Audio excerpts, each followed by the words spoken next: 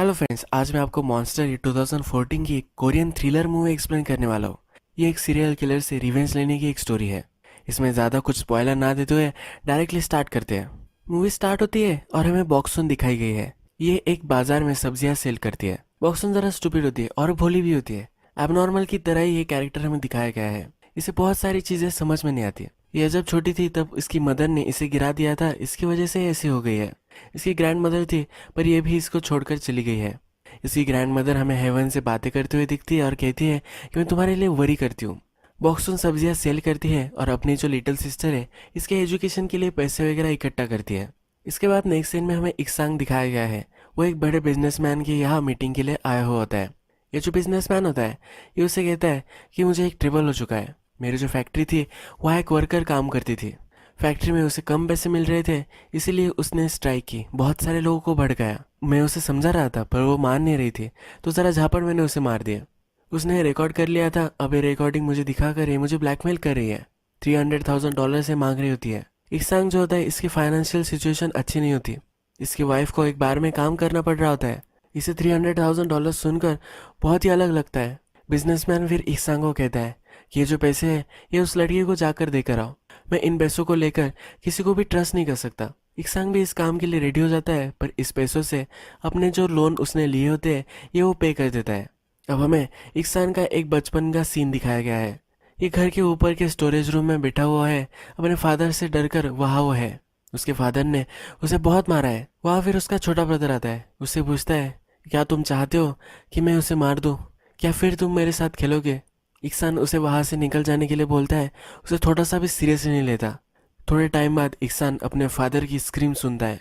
ये जो उसका छोटा ब्रदर था इसने उसके फादर को मार डाला था। अब नेक्स्ट सीन में हमें टीसू दिखाया जाता है। ये इक्सान का ही छोटा ब्रदर है। ये हमें रात में माटी के पॉट्स बनाता हुआ दिखता है। इसके शरीर पर बहुत सारे टैटू इसने बनाए हुए होते हैं। टैटू बनाते हुए खून निकलता है पर ये कुछ फील नहीं करता।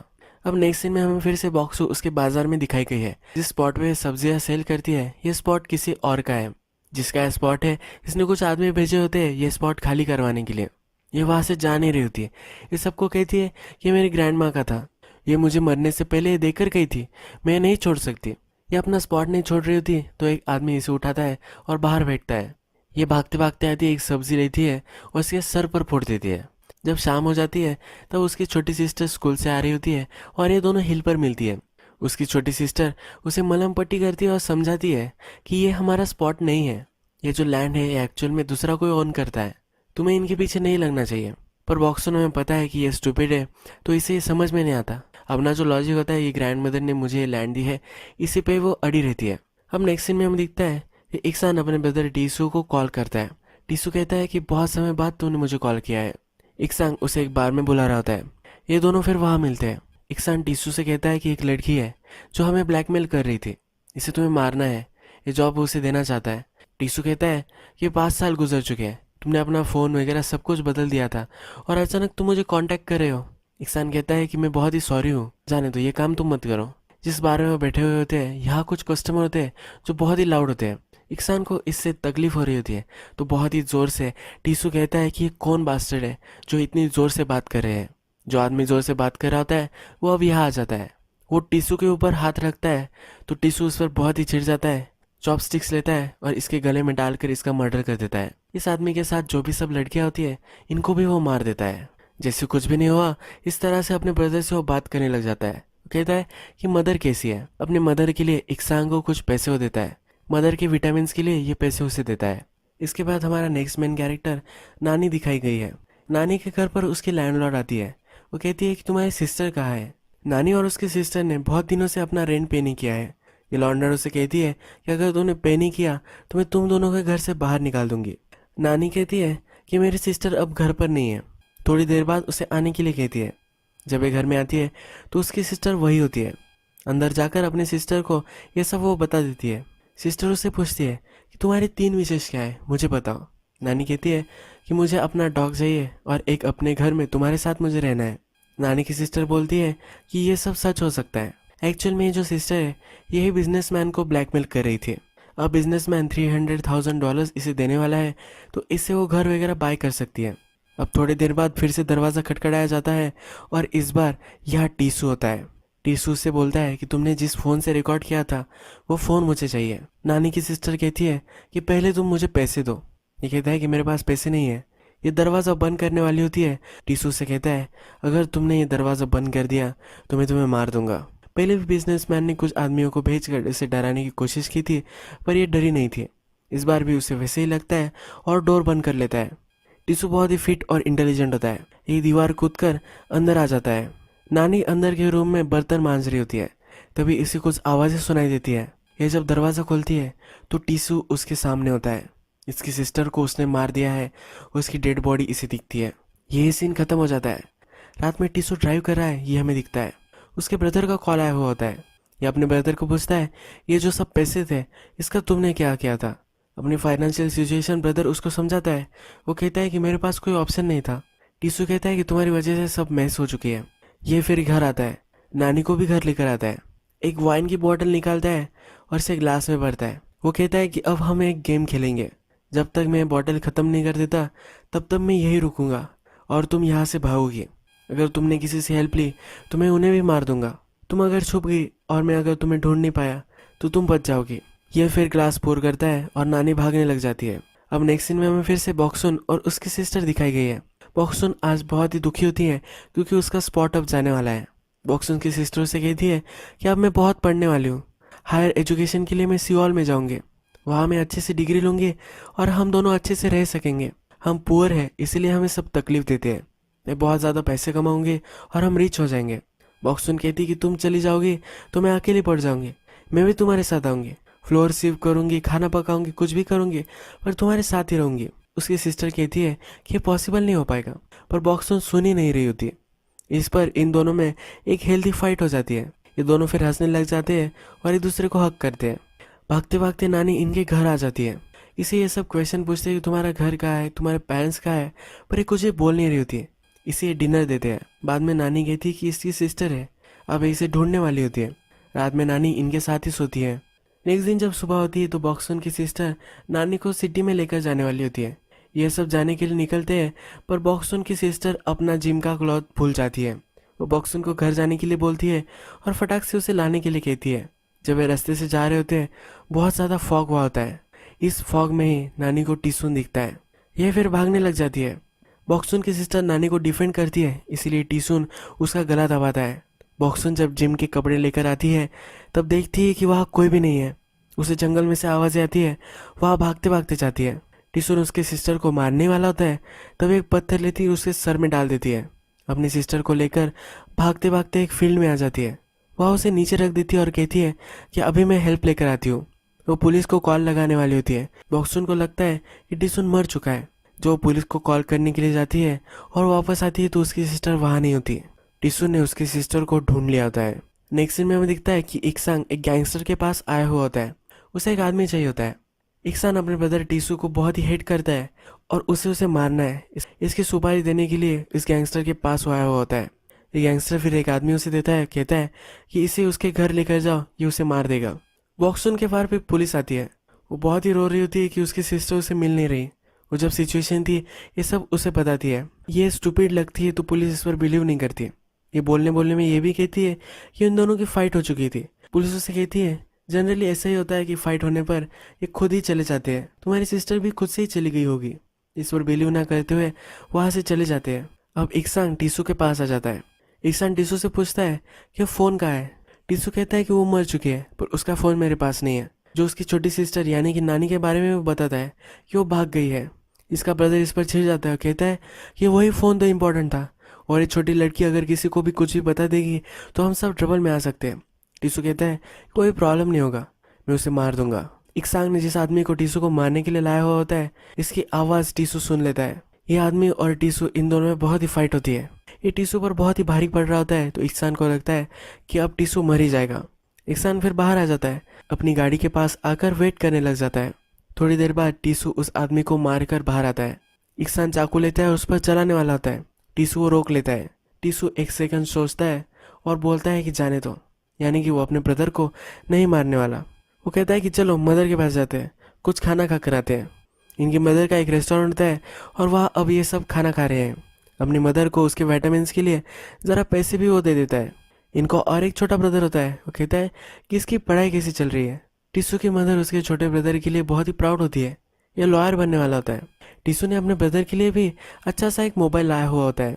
ये डिनर फिर सीरियस हो जाता है।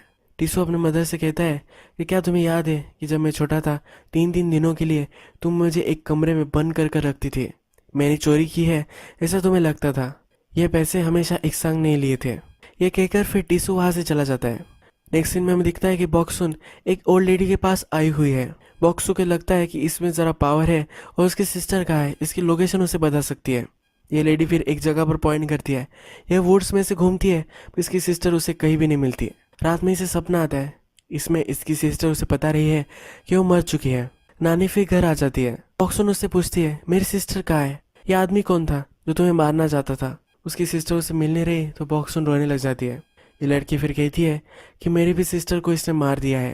ये उसके घर पर मुझे लेकर गया था, मैं वहां से भागकर यहाँ आई थी। बॉक्सुन कहती है कि मुझे उसके घर लेकर चलो। बॉक्सुन उस ओल्ड लेडी के पास आती है, उससे पॉइजन लेती है। इस ओल्ड लेडी ने अपने ही पति को इस पॉइजन से मार दिया होता है। बॉक्सुन फिर चाकू से प्रैक्टिस करती है कि टीसुन को वो कैसे मार सकती है। ये दोनों वुड्स में जाते हैं और नानी को कुछ लोकेशन समझ में नहीं आ रही होती है। बॉक्सुन उस पर चिढ़ जाती है और उसे बहुत मारती है। थोड़ी देर बाद इसे ही बुरा लगने लग जाता है। कहती है कि मैं बहुत ही सॉरी हूँ, मुझे तुम्हें नहीं मारना चाहिए था। नानी भी रोने लग जाती है और एक दूसरे को हक करती है। ये फिर थोड़ी देर बाद टीसू का घर होता है, ये ढूंढ लेते हैं। नारी घर के बाहर ही बैठती है। टीसू अगर आ गया तो इसकी खबर देने का काम वो करने वाली होती है। बॉक्सुन फिर बेसमेंट में आती है। यहाँ बहुत सारे माटी के पॉट्स बनाए हुए होते हैं। एक्चुअल में टीसू जब किसी को मार देता है तब उसको जलाकर उसकी एशेज से ये माटी के पॉट्स बना देता है। बॉक्सुन की सिस्टर के साथ भी इसने यही किया होता है। यहाँ बहुत सारे पॉट्स हमें दिखते हैं और इस पॉट्स के पास नाम होते हैं, यानी इन सब लोगों को इसने मार दिया है। बॉक्सुन की सिस्टर का पॉट भी यहाँ वो दिखती है। जब वे बेसमेंट में होती है तभी टीसुन आ जाता है। नारी फिर खिड़की से आवाज़ लगाती है। बॉक्सुन ने जो पॉइजन लाया होता है ये टीसुन के पानी में मिला देती है और घर में ही छुप जाती है। टीसू घर में आता है, थोड़ी आवाज़ उसे सुनाई देती है। खिड़की से देखता है तो नारी को स्पॉट कर लेता है। नारी भागती है, जंगल में छुप जाती है, पर उसे पकड़ ही लेता है। वो उसे घर लेकर आता है और बर्नर में रख देता है। उसे वो अब जलाने वाला होता है। नारी कहती है कि प्लीज़ मुझे मत मारो, जो फ़ोन तुम्हें चाहिए इसकी लोकेशन मुझे पता है। नारी और टीसुन फिर दोनों गाड़ी में बैठते हैं। नारी एक पेपर पर लोकेशन लिखती है और बॉक्सुन के लिए पीछे छोड़कर जाती है। बॉक्सुन को भी लोकेशन मिल जाती है। टीसुन और नारी दोनों स्टेशन पर आते हैं। वहाँ से जो फ़ोन होता है एक लॉकर से वो निकाल लेते हैं। वहाँ पे बॉक्सुन आ जाती है। इसके जो सब पैसे होते हैं ये टैक्सी वाला ले लेता है। टीसुन नानी को ले जा रहा है, ये बॉक्सुन को दिखता है। टीसुन ने अपने ब्रदर को भी यहाँ बुलाया होता है। टीसुन को अपने ब्रदर के साथ अब लंच करना होता है। उसका ब्रदर उससे फ़ोन ले लेता है और कहता है कि आज मैं नहीं कर सकता, आज ज़रा मुझे एक्स्ट्रा काम है। टीसुन उसे बहुत ही इंसिस्ट करता है, फिर उसे मना कर देता है। टीसुन बहुत ही चिढ़ जाता है और उसकी कार का कांच जो होता है वो फोड़ देता है। ये दोनों ब्रदर्स अब जब फाइट कर रहे हैं तो नानी वहाँ से भाग जाती है और बॉक्सुन के पास आ जाती है। बॉक्सुन और ये दोनों भागने लग जाते हैं। टीसुन भी इसके पीछे भागता है। ये कुछ सोल्जर से हेल्प मांगते हैं पर टीसुन इन सबको मार देता है। इक्सान के पास जो मोबाइल है इससे वो डाटा निकालता है और ये देखता है कि इस मोबाइल पर क्या है। इस मोबाइल में जो बिजनेसमैन था, इसने नारी को सिस्टर को बहुत मारा था, इसकी वीडियो होती है। ये फिर बिजनेसमैन को कॉल लगाता है। ये इसे भी ब्लैकमेल करने वाला होता है। टीसू से नारी और बॉक्सुन ये दोनों पीछा छुड़वाती है और अब स्ट्रीट पर होती है। इन्हें बहुत ही भूख लगी होती है पर इनके पास पैसे नहीं होते। भूख लगकर इक्सुन बैठ जाती है। वो कहती है कि अब मैं नहीं चल सकती। नारी फिर कहती है कि यही रुको, मैं कुछ खाने के लिए लाती हूँ। नारी फिर आगे जाती है, एक होटल से एक पॉट चुराती है और बॉक्सुन के पास आ जाती है। बॉक्सुन उसे कहीं भी नहीं मिलती। ये दोनों एक दूसरे को ढूंढ नहीं पाती तो ये बहुत ही डिस्टर्ब हो जाती है। थोड़ी देर बाद फिर एक दूसरे को ही ढूंढ लेती है। ये कहती है कि तुम कहाँ चली गई थी। एक दूसरे को हक करती है और रोने लग जाती है। फिर से कभी भी ऐसा नहीं होगा, एक दूसरे से वादा करती है। अब नेक्स्ट सीन में हमें इक्सान दिखता है, उसे गैंगस्टर का कॉल आया हुआ है। ये अपने मदर के रेस्टोरेंट में इस गैंगस्टर से मिलता है। गैंगस्टर उससे कहता है कि एक आदमी को तुम मुझसे लेकर गए थे, इस आदमी का क्या हुआ। जो भी सब सिचुएशन हुई है ये इक्सान उसे बता देता है। उसे वो हेल्प मांगता है। अब टीसू को मारने के लिए गैंगस्टर से हेल्प करने वाला होता है। इसके बाद बॉक्सुन और नारी दोनों खाना खाते हैं। बॉक्सुन नारी से पूछती है कि क्या तुम मेरे साथ रहोगी, मैं तुम्हें सिस्टर की तरह ट्रीट करूंगी, मैं तुम्हारा ख्याल रखूंगी, तुम्हें स्कूल में भी भेजूंगी। नारी इस पर कुछ भी नहीं बोलती। इक्सान फिर टीसू को कॉल लगाता है। उसे कहता है कि खाना खाने के लिए रेस्टोरेंट में आ जाओ। खाना खाने के बाद बॉक्सुन और नारी फिर से स्ट्रीट से चल रहे होते हैं। फिर उसे फिर से टीसुन दिखता है, पर इस बार ये पुलिस स्टेशन के पास ही होते हैं। ये पुलिस स्टेशन में घुस जाते हैं। बॉक्सुन टॉयलेट के लिए जाती है, तभी नारी को टीसुन लेकर जाता है। ये उसका अंकल है ऐसा कहकर पुलिस को चला गया होता है। बुक्सुन वहाँ आती है तो इंक्वायरी करती है कि नारी कहाँ है। पुलिस ऑफिसर इसे एक पता दे देता है।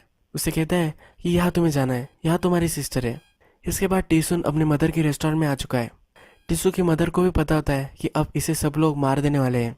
टीसू की मदर उसे कहती है कि तुम जब छोटे थे तब तुम्हें हमारे डोर पर कोई छोड़कर चला गया था। मेरे हस्बैंड ने मुझे बताया था कि मैं तुम्हें नहीं रख सकती, पर मैंने बहुत ही जिद की थी। मुझे सब मेरी फ्रेंड्स कहती थी कि ये गलत है, इस बच्चे को रखना सही नहीं है, पर मैं मेरी जिद पर अड़ी रही थी। पर मुझे क्या मालूम था कि तुम ऐसे निकलोगे। ये सीरियल किलर है तो इसकी मदर भी इसे हेट करती है। वो टीसू को कहती है कि तुम अजीब हो, इसी वजह से तुम्हारी मदर भी तुम्हें छोड़कर चली गई थी। टीसू के पीछे जो गैंगस्टर होते वो बैठे हुए होते और वो कुछ आवाज़ नहीं कर रहे होते। टीसू ये नोटिस करता है, मदर से कहता है इतने शांति से कैसे खाना खा सकते हैं। ये फिर उठता है और ये गैंगस्टर उसे मारने वाले होते हैं, पर यही सब लोगों को मार देता है। टीसू की मदर एक सेकंड में अपनी टोन चेंज कर लेती है। वो कहती है कि टीसू बहुत ही अच्छा है, तो अपनी फैमिली का बहुत ही ख्याल रखता है। टीसू हंसने लग जाता है क्योंकि उसने अभी इसे फिर से माफ़ कर दिया है। जिस गैंगस्टर को टीसू ने अभी मारा था इसमें से एक जिंदा है। वो एक बड़ी सी बॉटल लेता है और टीसू को इससे बहुत मारता है। टीसू की बॉडी को वो फिर उसके ट्रंक में डाल देता है। गाड़ी में नारी को टीसू ने रखा हुआ होता है। टीसू की मदर फिर नारी को अंदर लेकर आती है, उसे कुछ खाने के लिए देती है। बॉक्सुन के पास पैसे नहीं होते, फिर वो टैक्सी में बैठ जाती है। टैक्सी वाले को समझ जाता है इसके पास पैसे नहीं है, इसे टैक्सी से बाहर निकल रहा होता है, पर यह सुनती नहीं। ये कहती है कि मुझे नारी को बचाना है। इक्सांग अब नारी को लेकर जाने वाला होता है, पर उसकी मदर कहती है कि इसे मत लेकर जाओ। नारी उसे बहुत ही क्यूट लगती है और कहती है कि मेरे साथ रह सकती है। इक्सान मान नहीं रहा होता। इनमें थोड़ी सी फाइट हो रही होती है, तभी टीसू आ जाता है। जो गैंगस्टर जिंदा था उसे वो मार देता है। ये सब उससे बहुत ही डर जाते हैं। ये उसे कहते हैं कि स्माइल कर दो। इन्हें लगता है कि टीसू अब इन्हें फिर से माफ़ कर देगा, पर इस बार ऐसा नहीं होता। ये इन दोनों को मार देता है। बॉक्सुन टैक्सी से भागते भागते इस रेस्टोरेंट में आ जाती है। टीसू का ध्यान नहीं होता तो बॉक्सुन एक बड़ी सी नाइफ लेती है और उसके पेट में डाल देती है। टीसू नारी को मारने वाला था, उसका गला घोट रहा था, तो नारी अब उठ नहीं रही। बॉक्सुन नारी के पास आ जाती है। उसे लगता है कि मर गई है और वह रोने लग जाती है।